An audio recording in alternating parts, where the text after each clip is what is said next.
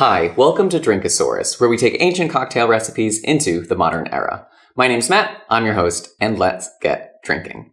It has been quite a bit of time since our last episode, and I thought today's episode it would be good to go back to the most basic and my most favorite cocktail template, which is the modified old-fashioned template. So today we're just going to see another example of that. So if you've been keeping up with the episodes and are like, Matthew, stop using strange ingredients that nobody has, today I'm going to make a cocktail that has ingredients that you probably have in your cabinet. Before we get into things, I just want to say it is super exciting because we have a bunch of new followers since the last time, and I have a special message to some of our new viewers. I wrote this down. Been practicing. Bark. They're dogs. Anyway, let's get into our recipe. To refresh your memory, the old-fashioned is a drink. Now that we've got that out of the way, an old-fashioned is probably one of the most classic cocktails. It's usually regarded as one of the first cocktails, though we can't know for sure. And it consists of 2 parts of whiskey, typically made with bourbon. The only other ingredients that it has are Angostura bitters and usually like a sugar cube or some simple syrup or something like that. Do keep in mind, sometimes along the way, cocktails get a little bit weird. You want to make sure all those flavors get mixed up, so you're going to go ahead and kind of, ooh. And now, if you go to certain bars, you will get like an orange wedge. Not like an orange rind, but like what you put in your mouth when you did well at the youth soccer game. One of those, and then like cherries and then other stuff or crushed ice. Stay away from those just as a cautionary tale because they taste like watery whiskey, which is sad. The old-fashioned's great because it is, like it works. It's so easy, there's so few ingredients and it works. So we're going to do the modified old-fashioned template, which you're only so limited with the old-fashioned because it's just spirit and bitters and sweetness. So what we're going to do is use the modified old-fashioned template. If you're interested in more episodes on this, I believe in Drinkosaurus 3 and 8 and one other one that I can't remember right now, we make other drinks using the same template, and here's yet another example. So let us go through the template and then talk about what we're going to fill each of those pieces with. Danielle's not here, so we don't have any good bloopers. Do dumb shit, Jen. The modified old-fashioned template consists of 2 parts of a spirit, just like the old-fashioned. The modified template that we're doing has 1/2 of a modifying element. That could be whatever you want. It could be a digestif, aperitif, liqueur, other pretentious words. And then we also have our bitters and our sweetening agent. Did not plan out my hand spacing well there. So let's talk about what we're going to use for each of those pieces. Then we're going to assemble the cocktail and then I'm going to drink it. And I love this cocktail, so I'm very excited. Let's talk about the ingredients. For our spirit, we are going to use rum, which if you live in southern New Hampshire, that's the way that you say the word room. Fun fact, everybody who I know from southern New Hampshire says rum. These remind me of Palm Sunday Mass when you go in and then you make braids out of the palms. Did you ever go to church? You asking me? I'm asking you. No. It was so boring. You might be thinking to yourself, Matthew, that is not whiskey, that is rum. What are you doing? I'm making a good decision. The reason that I'm using rum is because in terms of a cocktail, it actually serves a very similar sort of flavor profile as bourbon. Has less of the corny flavor. If you're using rye, it has less of the rye flavor. The thing I like about rum is given that it is distilled from sugarcane, it has a kind of sweetness about it. It's not necessarily sugary, it just has a sweet element, which makes it so we don't have to add too much other sweet ingredients. Or if you don't like the outright booziness of an old-fashioned, putting rum in it can offset that and give you a little bit more sweetness without having to add any extra sugar. So that is our spirit. For our modifying ingredient, we are going to use coffee liqueur. Don't ask me why I thought of this. Actually, you can ask me why I thought of this because there is a reason that I'll talk about later. But rum, coffee, sweet, in coffee, and booze, it works, trust me. I don't know, it just seems tasty. So this is a coffee liqueur that I got from Vermont. Kahlua to me is very sugary. Actually, hold the phone, realization. Kahlua is a rum-based coffee liqueur, so the actual spiritness in it is made from rum. So there you go. Rum, coffee, together, confirmed. The reason I don't use something like Kahlua, which is very popular, is it has a syrupy sort of texture and kind of has that artificial sugary taste. That's because they add sugar content in it to sweeten it up. This is from a local distillery, and it really is coffee with booze, which is what I want out of it. And if you go to any small distillery, chances are they have some sort of coffee liqueur, because the easiest thing to make is vodka, and then they take that vodka and add other stuff to it, which is usually where the coffee liqueurs come from. So that will be our modifying ingredient. We're doing a half part of that. So for the sweetening agent and for the bitters, I wanted to keep it close to an old-fashioned, but kind of mix it up a little bit and add some elements that would enhance the flavor. When you make an old-fashioned, you want to enhance the flavor of the booze, not bury it or just not do anything to it. So sometimes there's so few other ingredients added that you might as well just have your whiskey neat at that point. So instead of using sugar or simple syrup, I have just some brown sugar here. I think like brown sugar, molasses, rum makes sense in my mind. The most difficult part of this is when you buy your brown sugar and then you forget to seal it tightly because it comes in a box that's super not good. And then you have to chisel off pieces like I did here. Felt like a little archaeologist.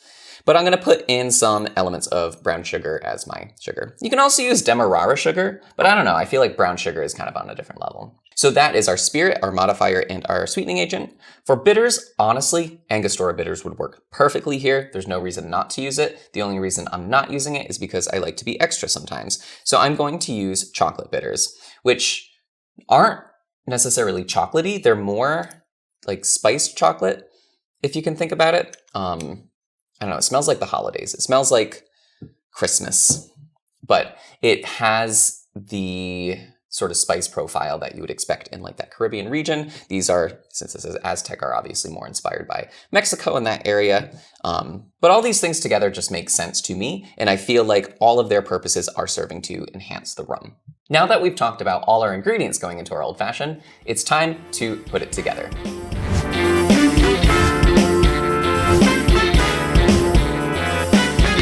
We have now set our vehicles to cocktail mode, so let's proceed. Wait till you see sport mode.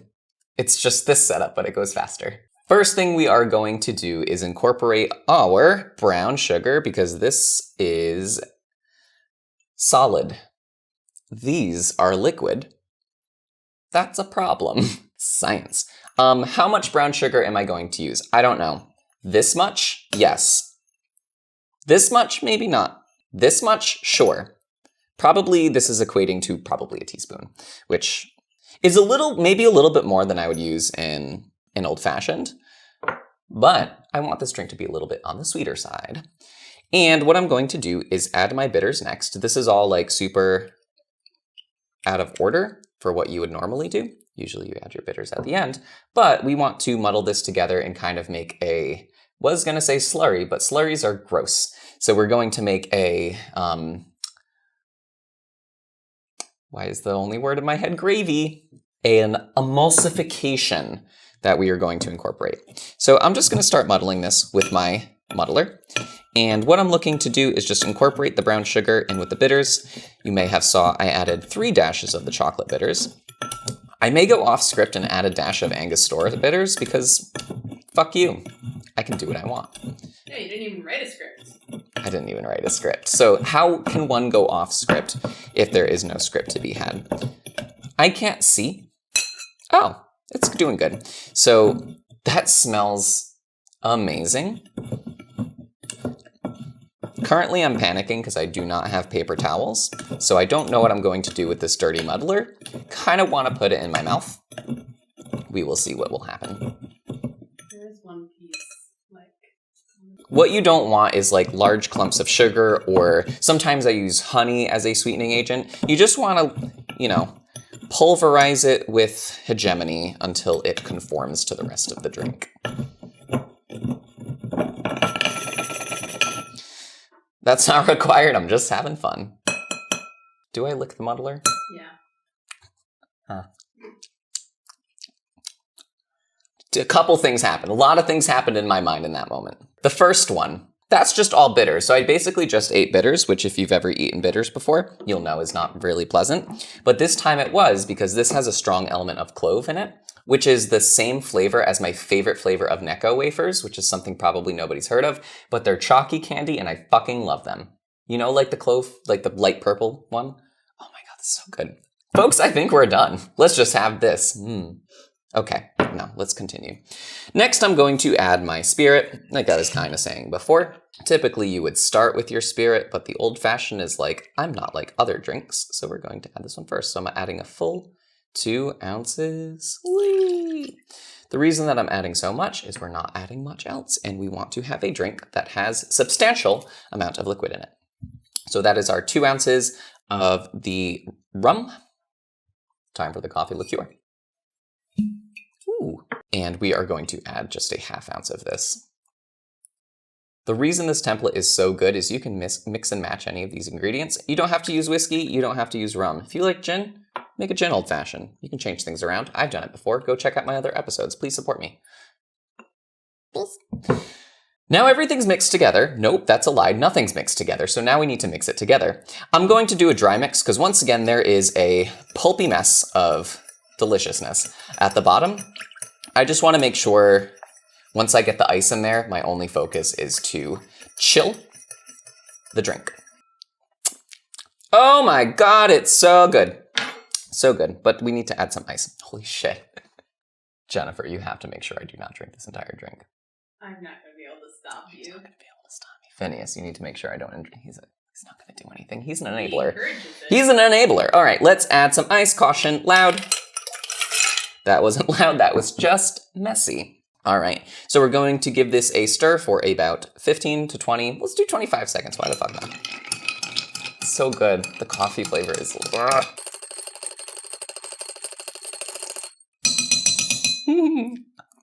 It's so good. I took 2 spoon licks today and a muddler lick. Since it's an old-fashioned, of course, we need a rocks glass with a big old rock in it. And you might be asking, Matthew, I know you don't like garnishes, so what are you going to do to garnish this masterpiece? Nothing. The garnish is the words of praise that I will get from when this drink touches other lips, but it will not because it's all mine. And I present to you the Kingston Coffee, because that is the capital city of Jamaica. I like geography. Let's taste it. It smells like ice. Let me, I put my nose right on the ice cube. Yeah, smells like coffee and rum. Let's just drink it already. I don't know what to say, folks. This drink is so fucking good. Sorry for swearing. Sorry for all my child viewers. Oh gosh, the worst is, I'm a teacher and my students discovered this channel, so they walk into my classroom and go, "Hi, welcome to Drinkosaurus," and I'm mortified, but also like a little proud for them causing such mischief. This, like, if you like rum and coffee, like, this drink is just so good. And it was actually inspired by my first, like, fancy cocktail. I'm gonna get sad because this is an emotional topic for me. But when I first went to a restaurant known as The Grange, which is closed now I'm sad, they had this is when I was first getting into cocktails, so I had to be like, order the old-fashioned because you're a man. Be a man. And that's gonna make people think you're a man, so I got the old-fashioned. But they had one that had like, I think it was rum and coffee bitters, so kind of similar to this without the coffee liqueur. And I just remembered like it awakened my taste senses to a whole world of really fancy kind of crafty cocktails. Because the old-fashions I had before were from Applebee's, and they had pulp in them. You didn't see it get made. So this drink is inspired by that moment at the Grange because that's really what got me into making cocktails. I remember it was really cool seeing them like add the ice in there and like stirring it. So much to the point where the person that I was with was like, "He stirred that extra for you." And I'm like, why do you always try to hook me up with the bartender? Did you say there was pulp? At the Applebee's one? Yeah. Please explain. They don't put the orange rind. They put an orange slice, and then they muddle it with a maraschino cherry. And then it makes pulp because they don't strain it. Because it's Applebee's. And they have enough shit to worry about. They don't need to worry about their fucking old fashioned. It was on the menu. I didn't go to Applebee's and order an old fashioned. I did go to an Irish pub and order an old fashioned. I didn't know what I was doing. I had to be a man. Anyway, I'm going to have Jen try.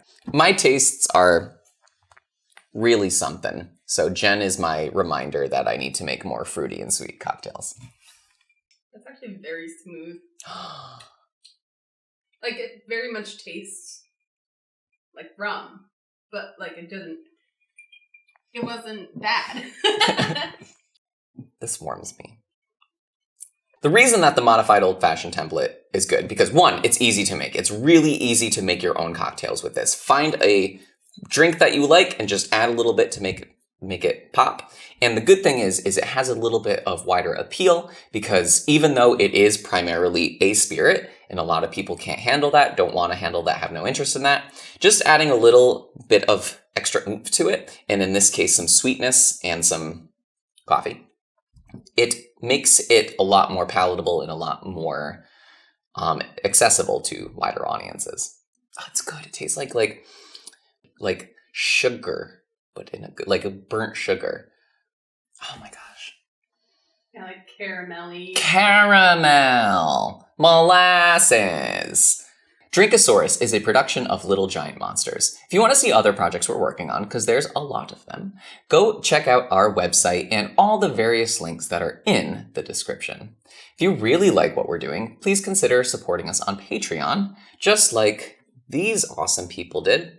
And also, these awesome people, including this awesome person, who's a friend of mine, and I'm very appreciative of them. Give them a little kiss. Don't be shy. I'm a little shy. Oh. Knock, knock. Who's there? It's the comment section. Go put some stuff in there. Maybe if you put an idea in there that's not bad, I will use it. And by maybe, I mean definitely. Please leave me comments. Please leave me comments. Bark. Bark, bark. Here's a message to the dog viewers. Bark, bark, bark. That is all for today's episode. Thank you so much for watching. Please remember to drink responsibly and keep creating and make this cocktail because it's really good. I almost talked while drinking at the same time, which I cannot do. I just leaked into my lap, which means we're ending this video with a little leaky lap. So enjoy that. Okay, bye.